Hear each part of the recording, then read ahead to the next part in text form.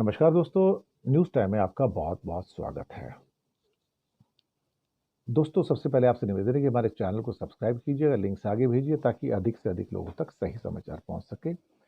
हो सके तो छोटी-छोटी आर्थिक मदद भी कीजिएगा। उसके लिए नीचे जीपे नंबर और यूपीआई नंबर, साथ में बैंक अकाउंट नंबर भी दिया है। किसी एक को चुनकर छोटी-सी मदद करेंगे, तो अच्छी पत्रकारिता को आगे बढ़ाने में हमें मदद मिलेगी। आते हैं आज के बहुत इंपॉर्टेंट टॉपिक के ऊपर। बांग्लादेश और चीन के बीच में रिश्ता बढ़ रहा है और भारत के लिए परेशानी बढ़ती चली जा रही है। दरअसल बांग्लादेश के जो फॉरेन मिनिस्टर हैं तौहीद हुसैन 4 दिन के दौरे पर चाइना गए हैं। वहां पर उनके फॉरेन मिनिस्टर वांग यी से उनकी मुलाकात हुई है और दोनों ने बीआरआई यानी कि बॉर्डर एंड रोड इनिशिएटिव योजना के लिए अपनी जो कमिटमेंट है उसको दोहराया है।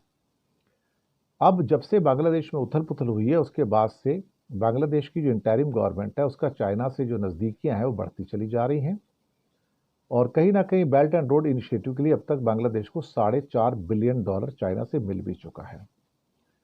अब इसी साल 2025 के अंदर बांग्लादेश और चाइना के 50 ईयर्स भी पूरे हो जाएंगे डिप्लोमेटिक रिलेशन के भी।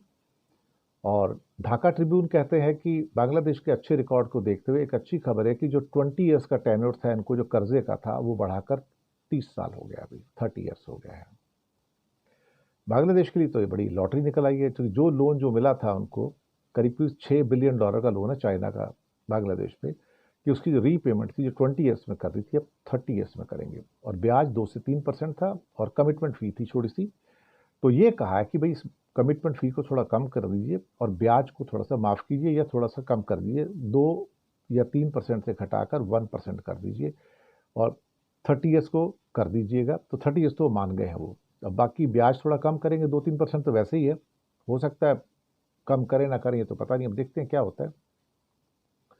लेकिन फिलहाल बांग्लादेश के लिए तो सब अच्छी न्यूज़ ही आ रही है चाइना के फ्रंट से और डिप्लोमेटिक जो एक्टिविटीज़ हैं वो काफ़ी फास्ट हैं। कमाल की बात यह है कि जब से ये सरकार बनी है उसके बाद से उनके फॉरेन मिनिस्टर का जो पहला दौरा है वो भारत का नहीं है बल्कि चाइना का हो रहा है।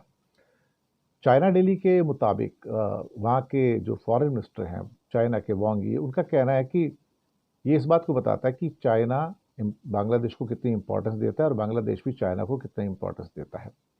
मुझे लगता है कि ये जो रिलेशनशिप है वो काफ़ी हद तक देखा जाए तो इम्पॉर्टेंट है इसमें।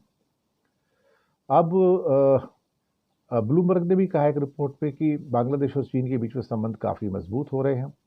भारत के तो पहले एक्सपोर्ट काफ़ी थे, एक साल में $12 बिलियन थे लास्ट ईयर और बांग्लादेश का इंडिया को जो एक्सपोर्ट था वो सिर्फ $2 बिलियन था। तो हमारा काफ़ी, लेकिन हमारे 28% की कमी आ गई है उसके अंदर इंडिया के एक्सपोर्ट की बांग्लादेश को, तो हमारे लिए तो नुकसान ही हो रहा है देखा जाए तो।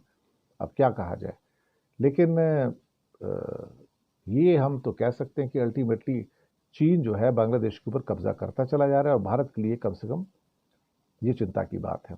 सिर्फ 2016 और 2022 के बीच में चीनी कंपनियों ने बांग्लादेश में $26 बिलियन का इन्वेस्टमेंट किया है। 700 कंपनियां हैं, 5.5 लाख नौकरियां दी हैं और बांग्लादेश चाइना से $21 बिलियन का सामान इंपोर्ट करता है और चीनी हथियारों का सबसे बड़ा खरीदार भी है।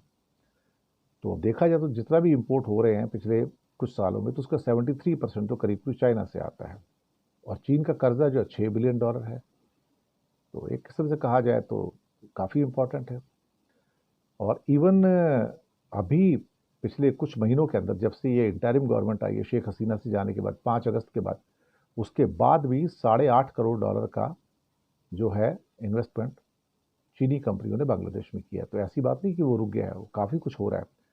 और बीआरआई में भी $4.5 बिलियन उनको 10 सालों में मिले हैं। तो कारोबार इंडिया का डाउन हुआ है, चाइना का डाउन तो हुआ नहीं, चाइना का कारोबार तो बढ़ गया है। तो एक अच्छी न्यूज़ है बांग्लादेश के लिए कि ब्याज 20 साल से 30% का 30 साल का हो गया और बाकी भी कई हेल्प उनको मिल रही है। शुक्रिया आपका।